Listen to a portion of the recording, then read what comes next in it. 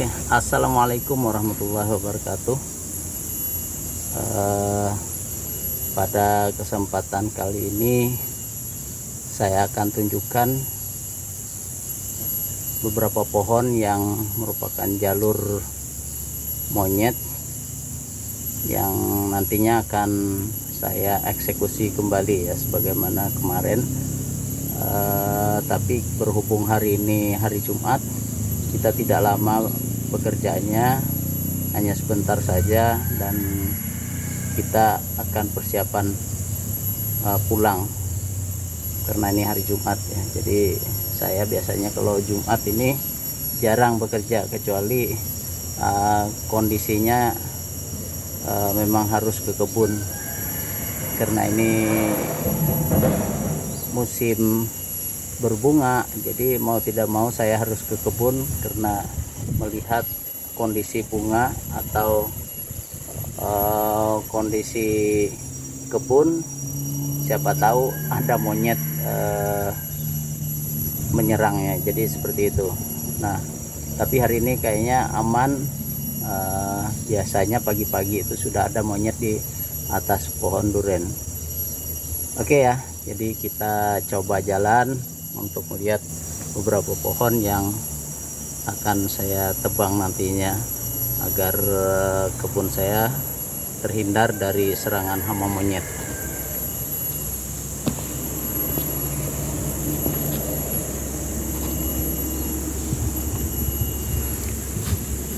Nah, jadi ini yang bagian ini belum selesai, masih penebasan. Ternyata cukup tebal rumputnya, diselingi dengan pohon-pohon kecil.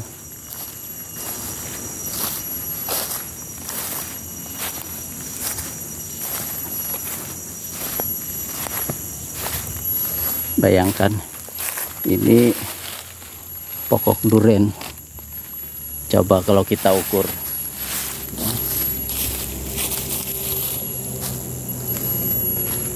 Nah, itu kalau kita ukur segini masih jauh ya.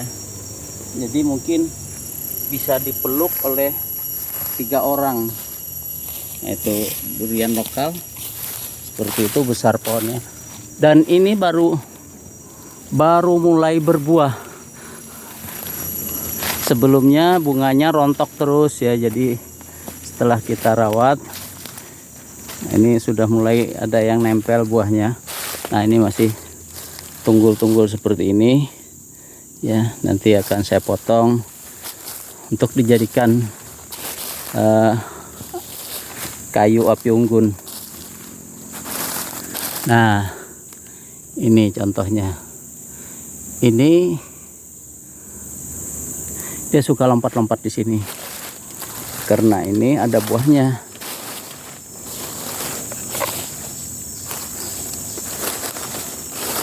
Nah, ada buahnya. Biasanya ini makanan rusa ya. Jadi ini namanya kujajing ya kalau bahasa kami di sini. Biasanya dimakan rusa, kijang, kancil. Monyet sendiri juga memakan ya. Jadi kalau yang bagian atas itu adalah jatahnya si monyet. Tapi ini banyak di hutan, itu banyak yang seperti ini ya. Nah, jadi ini karena ini miring sekali, miring hampir 60 derajat. Saya aja kalau nebas di sini kemarin berapa kali longsor ya, jatuh ya, karena terlalu miring. Ini satu yang akan saya eksekusi. Nah, yang kedua, yang itu. Nah, itu pohon liar. Itu juga akan saya eksekusi nantinya. Bawahnya sudah kita bersihkan, hanya saja di bagian yang agak di luar jalur duren itu Mungkin kalau ada waktu dan kesempatan kita bersihkan, tapi nanti tetap saya bersihkan karena rencana saya ganti kebun sawit seputaran atau sekitar perkebunan duren ini. Nah itu kalau yang pinggir masih kita pertahankan, nantinya kita lihat situasi. Kalau bisa tupai itu yang itu. Nah yang itu kalau misalnya tupai masih mampu lompat ke situ, nah ke pohon yang kecil ini, pohon duren ini berbuah juga. Kemarin berbuah lumayan dan tebal isinya, karena ada pokok duren yang roboh sana, mati ya. Nah ini penggantinya, ini anaknya dari bibit yang itu, dan ini sudah berbuah. Kemarin ada buahnya waktu tahun 2024 kemarin. Nah itu ya, jadi 1, 2, kemudian pohon karet. Nah itu ada yang di sana. Nah yang di sana itu duren, tapi itu belum pernah berbuah atau berbunga.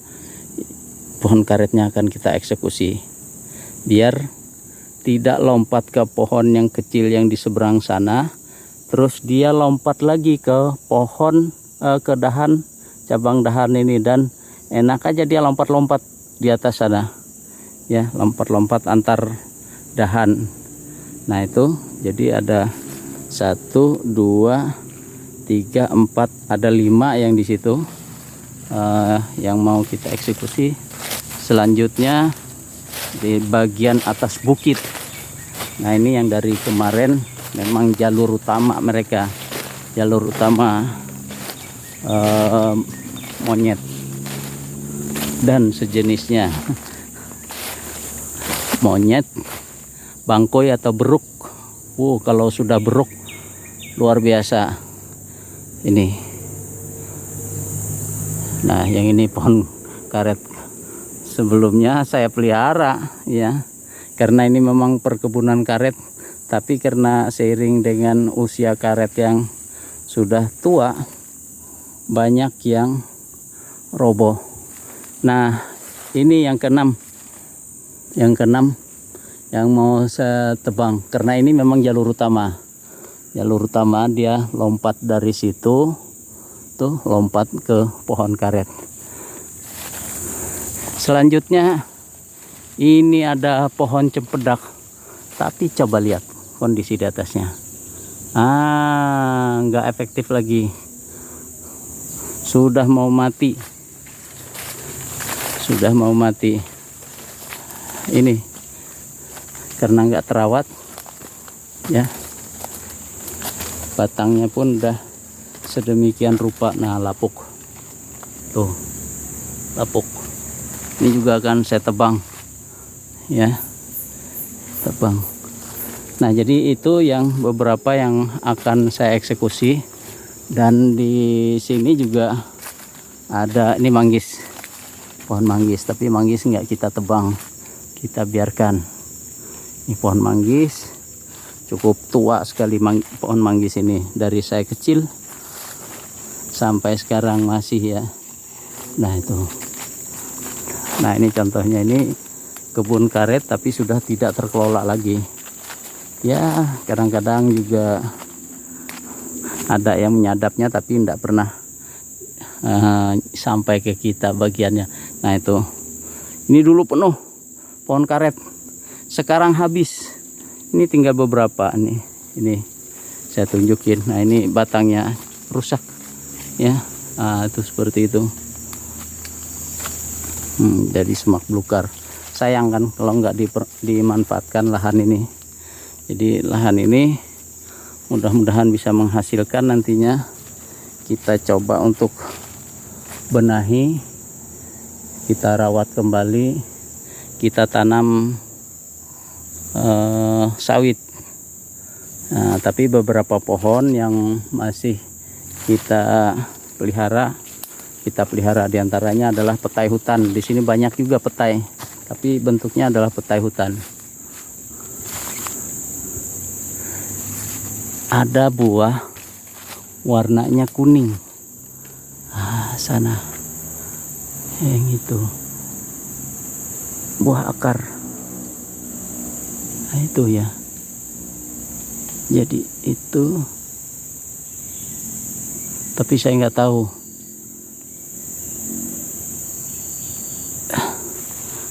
nama bahasa Indonesianya. Itu buah akar aja, nggak bisa dimakan. Jangankan manusia, monyet pun ya tidak memakannya. Coba kita lihat.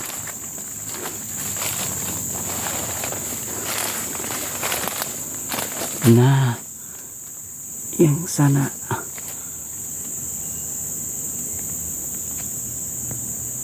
Oke, kita berdekat. Mana terlihat enggak, teman-teman? Nah, itu dia. Nah, itu yang warnanya oranye. Kelihatannya enak sekali. Tapi monyet pun enggak bisa memakannya ya. Apalagi kita. Ciri yang bisa dimakan monyet, yang bisa dimakan manusia itu apabila monyet juga memakannya.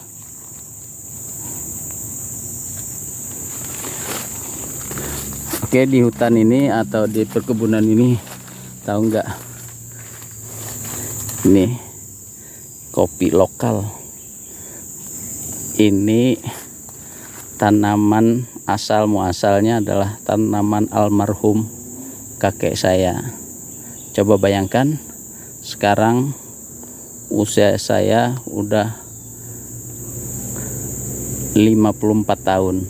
Nah, bibit kopi ini bisa dibayangkan kalau kakek saya aja sudah tidak ada lagi. Nah, itu. Kopi banyak, tapi sayang kopi di hutan banyak sebenarnya, di dalam itu pohonnya doang. Kalau buahnya habis dimakan monyet, dimakan tupai dan turunannya musang. Jadi nggak sempat, begitu dia nongol buahnya sudah dimangsa. Nah, jadi itu ya. Dulu macam-macam buah sejenis rambutan endemik dari Kalimantan ya. Jadi diantaranya ini nih, ini rambutan yang tumbuh sendiri karena memang ada bibitnya. Dia menyebar kemana-mana. Oh, jangan tanya kalau rambutan belum matang sudah habis diembat monyet. Durian ini pun karena memang dulunya saya lokalisir daerahnya, asalnya kan perkebunan karet, jadi di bawahnya ini penuh dengan pohon karet besar-besar, tapi seiring dengan waktu banyak yang mati dan yang kecil-kecil ini saya tebang-tebang aja ya. Jadi pohon karetnya kita tebang. Nah, itu kopi sengaja saya pelihara. Ini kopi nggak ditanam, tumbuh sendiri. Ini juga ada petai. Ini bukan petai dari bibit ya, tapi dia tumbuh sendiri. Ini petai hutan. Nah, sana itu juga petai, sama buahnya. Nah, kalau dia berbuah itu rasanya juga sama seperti buah petai yang biasa dijual di pasaran. Oke ya, kemarin saya kan nemu kura-kura di sungai. Bukan kura-kura ya, namanya bulus.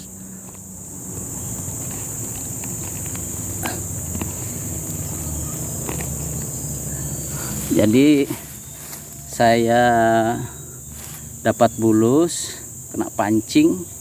Pantas selama ini saya pasang pancing pancingnya itu, mata pancingnya selalu rusak, terbuka mata pancingnya. Kalau enggak, senarnya putus. Rupanya kura-kura hampir ya kurang lebih 5 kg lah saya dapat kemarin.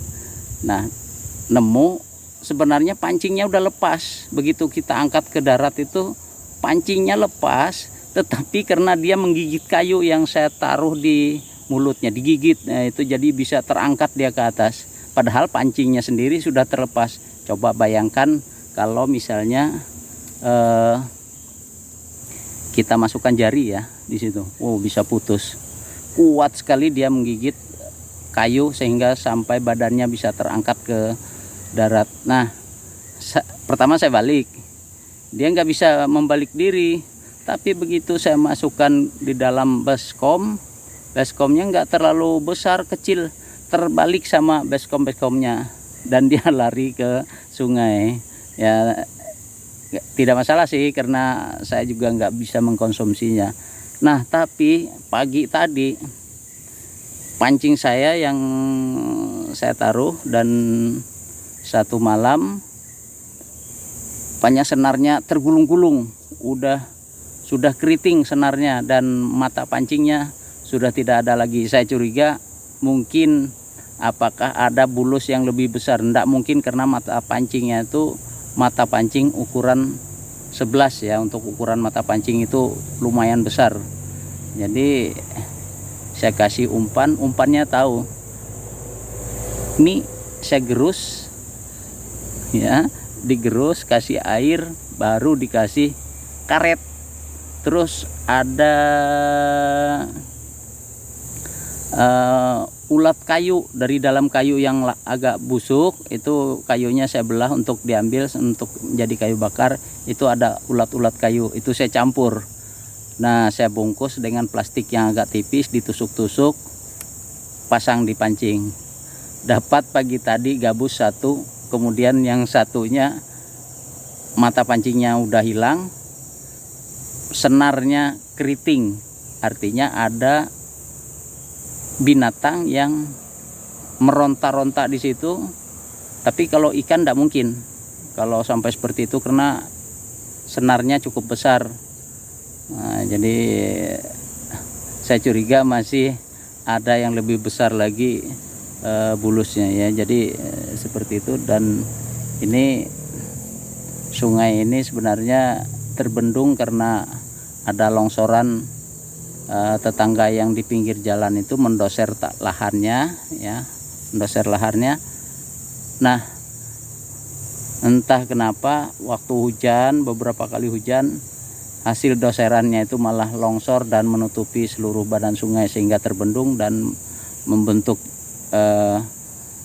hampir seperti danau kecil ya. Jadi